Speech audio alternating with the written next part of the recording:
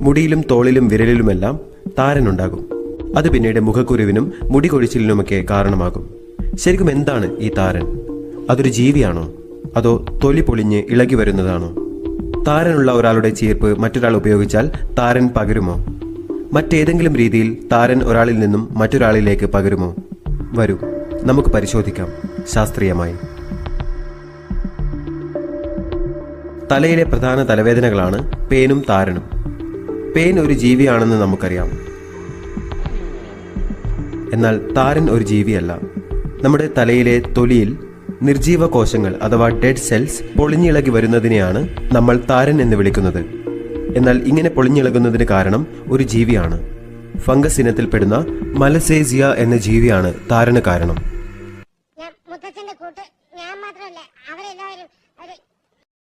തലച്ചൊറിഞ്ഞ് മുറിവുകളോ വ്രണങ്ങളോ ഉണ്ടാവുകയാണെങ്കിൽ ബാക്ടീരിയയും കൂട്ടായി വരും.